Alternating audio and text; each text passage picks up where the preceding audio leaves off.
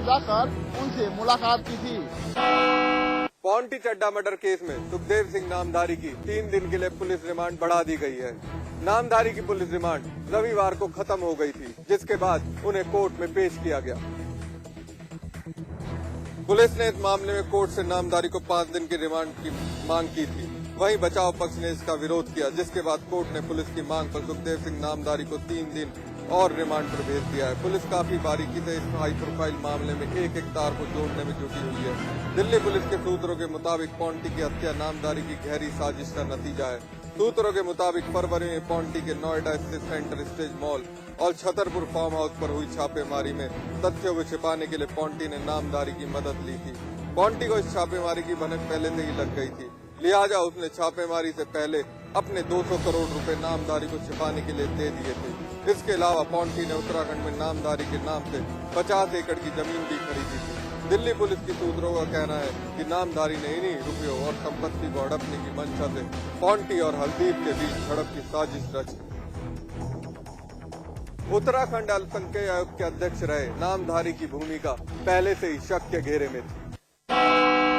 गुजरात के मुख्यमंत्री नरेंद्र मोदी को बीजेपी का पीएम पद का दावेदार बताने वाले समर्थकों की संख्या बढ़ती जा रही है। सुषमा स्वराज के बाद आज गोरखपुर से भाजपा के सांसद योगी आदित्यनाथ ने भी मोदी की प्रधानमंत्री पद के लिए दावेदारी का समर्थन किया। योगी आदित्यनाथ ने कहा है कि पार्टी में नरेंद्र मोदी और लालकृष्ण आडवाणी जैसे नेता हैं जो कुशल प्रधानमंत्री बन सकते हैं। लखनऊ में पत्रकारों से बातचीत में योगी ने एक अंग्रेजी पत्रिका द्वारा चिदम्बरम को पीएम पद के लिए काबिल उम्मीदवार बताए जाने पर कहा कि वित्त मंत्री चिदम्बरम एक दागी चेहरा है, फिर दागदार चेहरे के नाम पर पीएम पद के लिए क्यों सामने आ रहा है। योगी आदित्यनाथ ने कहा कि कांग्रेस में स्थिति साफ नहीं है कि कौन प्रधानमंत्री बनेगा, जबकि भाजपा में नरेंद्र मोदी एक प्रबल दावेदार के तौर पर सामने आए हैं। भारतीय जनता पार्टी, कम से कम देश की जनता इस बात के लिए खुश होगी कि भारतीय जनता पार्टी में श्री नरेंद्र मोदी जी, श्री लालकृष्ण आडवाणी जी और तमाम ऐसे नेता हैं जो प्रधानमंत्री पद के लिए सक्षम हैं, योग्य हैं और देश को योग्य नेतृत्व दे सकते हैं। केवल भारतीय जनता पार्टी नहीं, पूरे देश का ये सौभाग्य है। कांग्रेस की अक्षमता 2 प्रकार से, एक प्रधानमंत्री के प्रति अविश्वास कांग्रेस पार्टी ने स्वयं व्यक्त कर दिया है। दूसरा, राहुल गांधी कांग्रेस के लिए अप्रासंगिक हो गए हैं पी चिदम्बरम को प्रधानमंत्री के रूप में प्रस्तुत करके, और दुर्भाग्य है कि एक बार पुनः एक दागी चेहरे को कांग्रेस आगे लाई है पी चिदम्बरम के रूप में।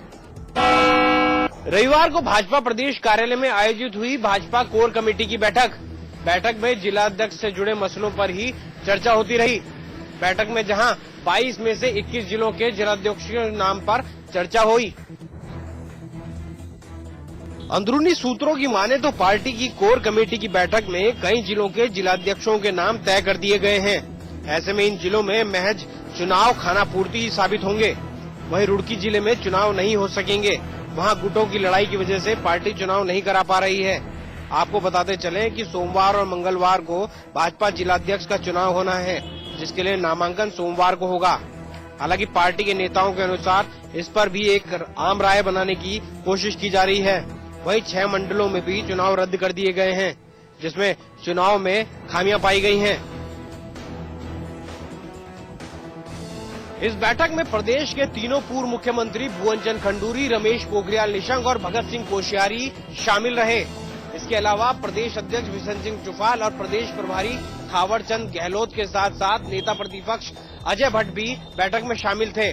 बैठक में जहां प्रदेश संगठन के चुनाव को लेकर चर्चा हुई, वहीं विधानसभा सत्र समेत कई मसलों पर चर्चा की गई।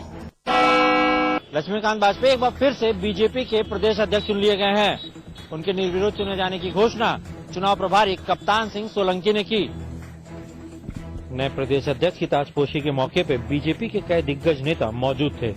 इनमें वरुण गांधी, योगी आदित्यनाथ, राकेश प्रधान, कलराज मिश्रा, ओम प्रकाश और अन्य लोग भी शामिल थे। सबने लक्ष्मीकांत वाजपेयी पे अपना भरोसा जताया और कहा कि जिस तरह पार्टी ने लक्ष्मीकांत वाजपेयी के नेतृत्व में निकाय चुनाव में बेहतर प्रदर्शन किया है, उसी तरह आने वाली लोकसभा में बीजेपी 1998 की तरह प्रदर्शन करेगी और केंद्र में सरकार बनाएगी। इस मौके पर इन नेताओं ने केंद्र और सरकार को भी निशाना साधा और कहा कि जनता के पास बीजेपी के अलावा कोई विकल्प नहीं है। लक्ष्मीकांत वाजपेयी ने कहा कि बीजेपी नए कलेवर में आएगी और लोकसभा में इस बार उत्तर प्रदेश से इतनी सीटें देगी कि केंद्र में भारतीय जनता पार्टी की सरकार बनेगी। मुख्यमंत्री अखिलेश यादव ने आज लखनऊ के ग्रामीण इलाके इटौंजा में एक ग्रामीण अखबार का उद्घाटन किया। इस मौके पर मुख्यमंत्री ने ये भी कहा कि अगर इस प्रदेश के लेखपाल सुधर जाएं तो उत्तर प्रदेश की कानून व्यवस्था भी बेहतर हो जाएगी। यही नहीं, मुख्यमंत्री ने ये भी कहा कि सूबे में हो रही घटनाएं और झगड़ों के लिए ये लेखपाल ही जिम्मेदार हैं। उत्तर प्रदेश के मुख्यमंत्री अखिलेश यादव ने आज लखनऊ के एक ग्रामीण इलाके इटौंजा में एक ग्रामीण अखबार का उद्घाटन किया। इस मौके पर मुख्यमंत्री अखिलेश यादव ने कहा कि उत्तर प्रदेश में झगड़े और खराब कानून व्यवस्था के लिए लेखपाल जिम्मेदार हैं। मुख्यमंत्री ने ये भी कहा कि अगर प्रदेश के लेखपाल ठीक हो जाएं तो यूपी की कानून व्यवस्था अपने आप ही बेहतर हो जाएगी। यही नहीं, मुख्यमंत्री अखिलेश यादव ने कहा है कि पिछली सपा सरकार के दौरान एक लेखपाल का तबादला वो नहीं कर पाए थे, क्योंकि जब उस लेखपाल का तबादला किया गया तो उसके लिए बहुत सारी सिफारिशें आ गई थीं। मुख्यमंत्री अखिलेश यादव ने ये भी कहा कि जिस देश के गांव खुशहाल रहते हैं वही देश खुशहाल रहता है। पिछली बीएसपी सरकार पर आरोप लगाते हुए मुख्यमंत्री अखिलेश यादव ने कहा है कि पिछली सरकार की व्यवस्था को सुधारने के लिए मौजूदा सपा सरकार लगातार कोशिश कर रही है।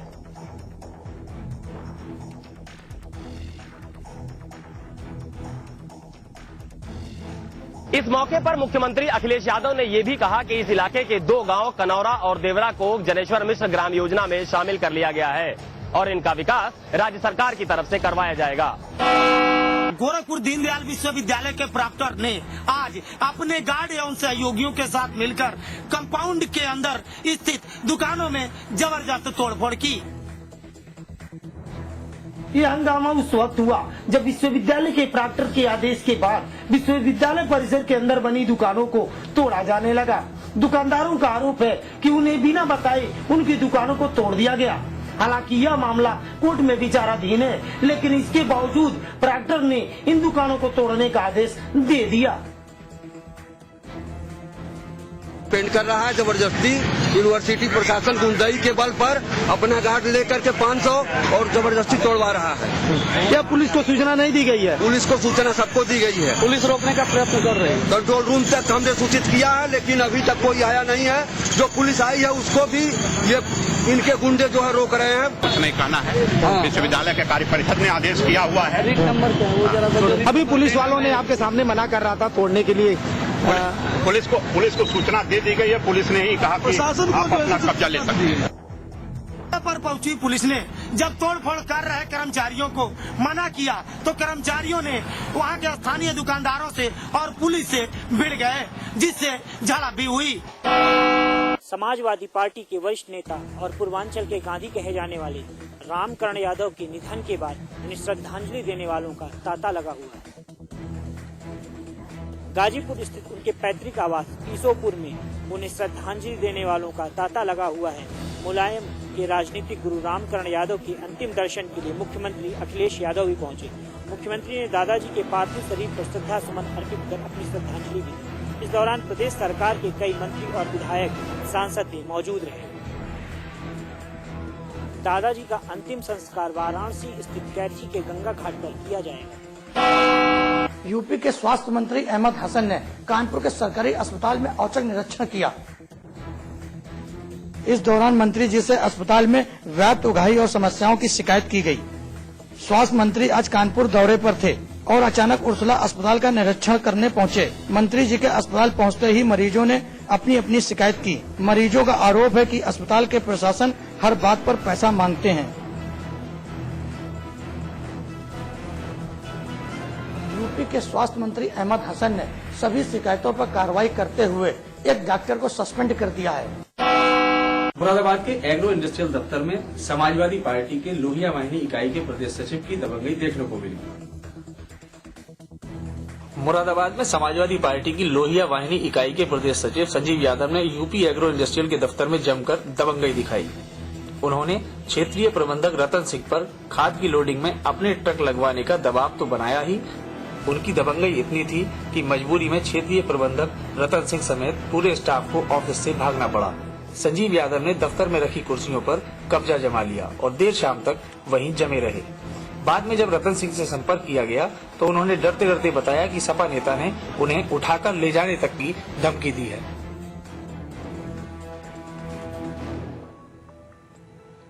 आपको बता दें कि प्रदेश सचिव एग्रो इंडस्ट्रियल के दफ्तर में अपनी हूटर और नेम प्लेट लगी गाड़ी लेकर पहुंचे थे। आगरा थाना सदर इलाके में बदमाशों ने एक शराब व्यवसायी की गोली मारकर हत्या कर दी और लाखों रुपए का सोना चांदी लूट कर फरार हो गए। ये वारदात तब हुई जब अनिल देर रात तक दुकान बंद करके घर जा रहा था और तभी 3 बाइक सवार बदमाशों ने अनिल को गोली मार दी और फरार हो गए। आनंद फानन में अनिल को एक प्राइवेट अस्पताल में भर्ती कराया गया, जहां कई घंटों तक चले इलाज के बाद उसकी मौत हो गई। थाना सदर क्षेत्र में आज शाम को एक व्यापारी, चांदी के व्यापारी अपने घर जा रहे थे। कुछ लड़के बाइक से पीछा करते हुए उनके साथ चांदी लूटने का प्रयास किए। उस पर उन्होंने विरोध किया तो उनको गोली मार दी। उनको अस्पताल में ले जाया गया, जहां अभी भी पता चला है कि उनकी मृत्यु हो गई है। इसमें इस घटना को वर्कआउट करने के लिए हमने 3 टीमें बनाई हुई हैं। कुछ इम्पोर्टेंट क्लूज मिले हैं। उम्मीद है कि 3-4 दिन के अंदर घटनाएं वर्कआउट हो जाएगी। पुलिस ने मुकदमा दर्ज कर फरार बदमाशों की तलाश शुरू कर दी है। आगरा में एक मामूली विवाद में एक युवक की मौत हो गई। मामला थानागंज इलाके के बसई का है। कुछ लड़कों ने खेल के दौरान आपस में झड़प हो गई। इस झड़प में हुई मारपीट में 14 साल के मंजीत के सिर पर गहरी चोट आई। मंजीत को बचाने आए उसके पिता भी इस मारपीट में घायल हो गए। घायल मंजीत को अस्पताल ले जाया गया तो डॉक्टरों ने मंजीत को मृत घोषित कर दिया। 7 लड़के एक जगह पे इकट्ठा होकर पूल खेल रहे थे। उनमें किसी बात पर विवाद हुआ। उन लड़कों में आपस में मारपीट हुई। उसमें एक लड़के ने एक मंजीत नाम के लड़के के सिर पर पत्थर मार दिया और एक ही पत्थर से उसकी काफी गंभीर रूप से घायल हो गया। उसको अस्पताल ले जाया गया, जहां अस्पताल में उसकी मृत्यु हो गई। इसमें FIR कर रहे हैं और हम लोगों ने 4 लोगों को गिरफ्तार किया है। अभी मेरा बेटा, मैं तो सो रहे थे यहाँ, वो लोग 15-20 आदमी आए हैं उधर से। लोगों में झगड़ा हुआ है। मैं 20 बचाव कराने गया हूँ, ये मेरे 20 बचाव में लगा है। मेरा बेटा वहाँ पे मुझे मृत्यु घोषित मिला है। वहीं इसकी मौत के बाद परिजनों ने आरोपियों के घर जमकर तोड़फोड़ की और पुलिस ने मामला दर्ज कर आरोपियों के खिलाफ कार्रवाई शुरू कर दी है। इलाहाबाद के खुलदाबाद इलाके में एक महिला ने सड़क किनारे बच्चे को जन्म दिया। बच्चे को जन्म देने के बाद महिला बेहोश हो गई तो स्थानीय लोगों ने इसकी सूचना पुलिस को दी, जिसके बाद पुलिस ने महिला और बच्चे को पास के जिला महिला चिकित्सालय में भर्ती करा दिया, जहां इलाज के दौरान महिला ने दम तोड़ दिया। दरअसल महिला सड़क पर अकेली थी। जो महिला आई थी उसको मदानी नर्सिंग होम के कोई व्यक्ति थे, वो खुलदाबाद थाने में ले गए तो उसका बच्चा तो डिलीवर सड़क में हो गया था, लेकिन वो लोग उसको उठा के हमारे यहाँ लाए। बच्चा उसके ठीक कंडीशन में था। एक दिन वो बिल्कुल ठीक थी। कल अचानक रात में 8:30 बजे के आसपास उसने एकदम छाती में दर्द बताया और उसके बाद जो है उसको रिवाइव करते थे, लेकिन वो रिवाइव नहीं हुई। बच्चा बिल्कुल ठीक है। वो चाइल्ड लाइन वालों को बता दिया गया है कि उनके संरक्षण में बच्चा चले जाएगा। महिला के बारे में पता लगाया जा रहा है तो वहीं बच्चे का इलाज अस्पताल में चल रहा है। हरिद्वार के रानीपुर पुलिस कोतवाली ने एक लूट का खुलासा करते हुए 2 आरोपियों को धर दबोचा है। पुलिस ने इनके पास से लूटे गए 1 लाख रुपए भी बरामद किए हैं। ये लुटेरे करीब 6 महीने पहले सिडकुल इलाके के रहने वाले सुपरवाइजर से 6 लोगों ने मिलकर 9,50,000 की लूट को अंजाम दिया था। गिरोह के 2 आरोपी अभी पुलिस गिरफ्त में हैं और बाकियों की तलाश जारी है। पकड़े गए आरोपियों की माने तो कर चुकाने के लिए लूट की वारदात को अंजाम दिया गया। 2014 में होने वाले चुनाव के मद्देनजर समाजवादी पार्टी ने अपनी कमर अभी से कस ली है। चित्रकूट मंडल में सपा ने लोकसभा चुनाव का आगाज कर दिया है। पार्टी के राष्ट्रीय महासचिव और हमीरपुर महोबा लोकसभा प्रत्याशी बिसम्मा निषाद ने यात्रा में पार्टी की नीतियों और उपलब्धियों के बारे में बताया। यात्रा 3 दिन के लिए है। बांदा हमीरपुर महोबा निकाली जाएगी।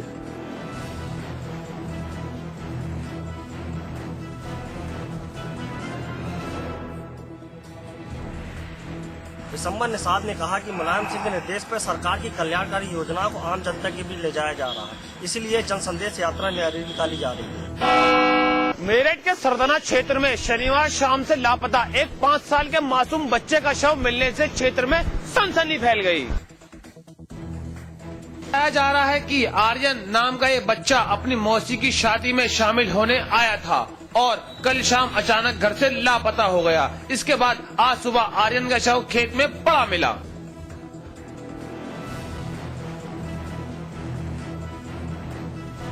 लोगों को आशंका है कि नरबली को लेकर आर्यन की गला दबाकर हत्या की गई।